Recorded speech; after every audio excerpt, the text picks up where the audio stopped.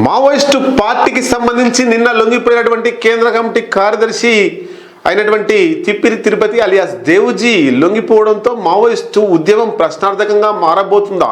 ఒకసారి ఇవన్నీ మనం ఆలోచించుకున్నట్లయితే ముందుగా తెలంగాణ రాష్ట్రానికి సంబంధించి మావోయిస్టు ఉద్యమానికి తెలంగాణ రాష్ట్రం ఊపిరిలూదింది. ఎక్కడో పశ్చిమ బెంగాల్లో నక్సల్బరీ గ్రామంలో పుట్టినటువంటి నక్సలైట్ ఉద్యమం శ్రీకాకుళానికి వచ్చి ఆపై తెలంగాణకు వస్తే తెలంగాణనే పునాదులు వేసింది. తెలంగాణ రాష్ట్ర నేతలే మావోయిస్టు ఉద్యమానికి ఊపిరిలూదిర్రు. కేంద్ర కమిటీలో పొలిట్ బ్యూరోలో కేంద్ర కమిటీ కార్యదర్శులుగా తెలంగాణ వారే అత్యధికంగా పనిచేసిర్రు. తెలంగాణకు సంబంధించిన నాయకులే మావోయిస్టు ఉద్యమాన్ని ఓన్ చేసుకుని నడిపించిర్రు. వాళ్ళే వెన్నుముకగా వెన్నుదన్నుగా నిలిచిర్రు. తెలంగాణకు సంబంధించినటువంటి నాయకులే మావోయిస్టు ఉద్యమానికి. ఒక్కసారి మరి తెలంగాణ రాష్ట్రమే ఈ మావోయిస్టు ఉద్యమం ఎగిసిపడడానికి కారణమైంది. మరి ఇక్కడే తుది దశకు చేరబోతుందా అనేటువంటి విషయాన్ని మేము ముందు తీసుకొస్తా.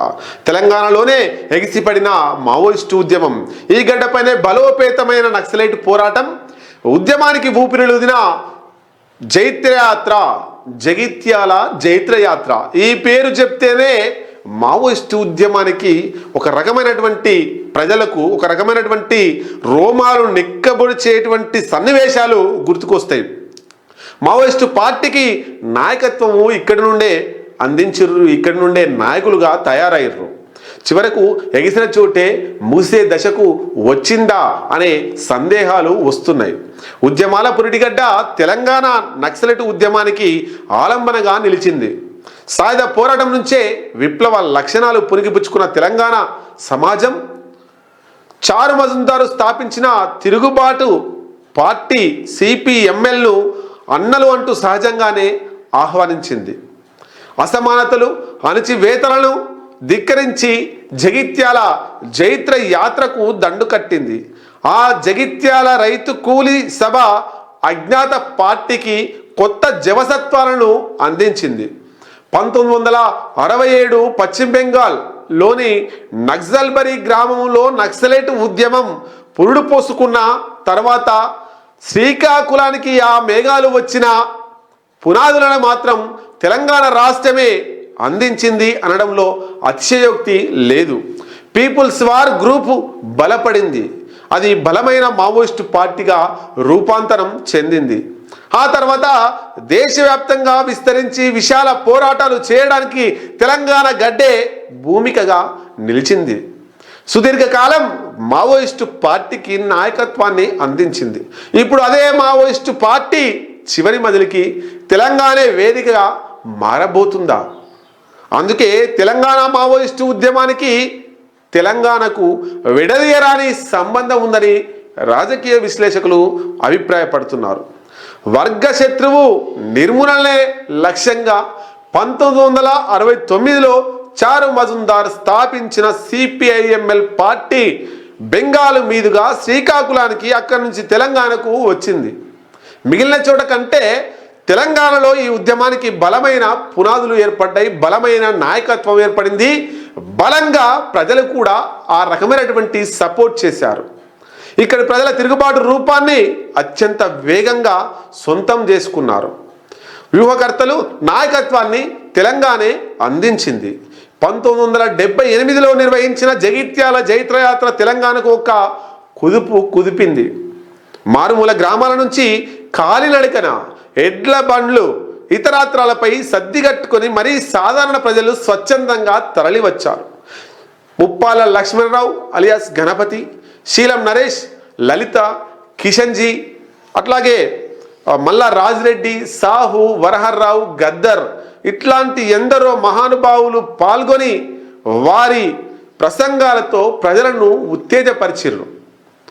ఆ మీటింగ్ ఎంత సక్సెస్ అయిందంటే నేడు లొంగిపోయిన కేంద్ర కార్యదర్శి తిప్పిరి తిరుపతి అలియాస్ దేవుజీ దాని మీద ఆ పోరాటం మీదనే ప్రభావంతో మావోయిస్టు పార్టీకి ఇప్పటిదాకా పనిచేసిండు. ఆ దేవుజీ మీద ఆ జగిత్యాల పోరాటమే ఇంకా ఆయన మీద ప్రభావం చూపిస్తూ ఉంది. ఆర్ఈసి, కేయు, ఓయు వంటి విద్యా సంస్థల నుంచి విద్యార్థులు అప్పటి ఉద్యమ వాతావరణంలో ప్రభావితులయ్యారు. కొండపల్లి సీతారామయ్య ఇచ్చిన గ్రామాలకు తరలి రండి అనే పిలుపుతో గ్రామీణ సమాజానికి పోరాట ప్రకంపనలు తాకినాయి. అప్పటి తీవ్ర అసమానతతో అల్లాడిన ప్రజలు అన్నలను హక్కున చేర్చుకున్నారు. తిరుగుబాటు లక్షణాలను ఈ ఉద్యమం ప్రోగి చేయగా తెలంగాణ ఉద్యమానికి అవి దోహదపడ్డాయి. అట్లాగే విస్తరించి విరమించి 1972 చారు మజుందార్ మరణం తర్వాత సిపిఐఎంఎల్ పార్టీ ముక్కలై మళ్ళీ కలవడానికి సిఓసి ఏర్పడింది. సిఓసి నుంచి వేరుపడి కొండపల్లి సీతారామయ్య, ఉమ్మడి ఆంధ్రప్రదేశ్ రాష్ట్రానికి సంబంధించినటువంటి కొండపల్లి సీతారామయ్య సిఓసి నుంచి వేరుపడి ఆయన సారథ్యంలో పీపుల్స్ వార్, ఈ అన్ని గ్రూపులకెల్లా పవర్ఫుల్ గ్రూపు ఏదంటే ఈ పీపుల్స్ వార్ గ్రూప్. అది కేఎస్ నేతృత్వంలో, కేఎస్ అంటే కొండపల్లి సీతారామయ్య, కేఎస్ నేతృత్వంలో పటిష్టమైన మిలిటరీ శక్తిగా పరిణమించి దండకారణ్యం వరకు వివిధ రాష్ట్రాలు, దేశం మొత్తం వ్యాపింపజేయబడింది. ఆ తర్వాత ముప్పల లక్ష్మణరావు సారథ్యంలో 2004 సంవత్సరంలో అన్ని గ్రూపులన్నీ ఒకే తాటి మీదకి వచ్చి సాయుధ గ్రూపులు ఒకే పార్టీ సిపిఐ మావోయిస్టు పార్టీగా ఏర్పడినాయి. 2004 సంవత్సరంలో తొలి కార్యదర్శి గణపతి అలియాస్ ముప్పాళ్ళ లక్ష్మణరావు.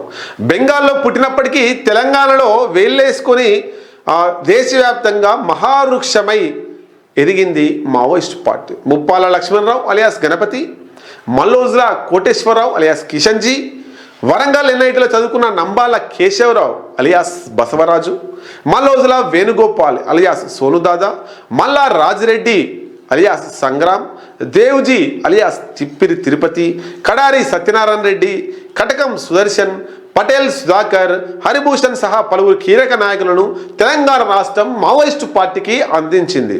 నేడు తెలంగాణకు చెందిన అగ్రనేతలు తిప్పిరి తిరుపతి, అట్లాగే మల్లా రాజిరెడ్డి, బడే చొక్కారావు, నూనె నరసింహారెడ్డి లొంగుబాటుతో పార్టీ చివరికి మజిలికి చేరిందన్న అభిప్రాయాలు వ్యక్తమవుతున్నాయి.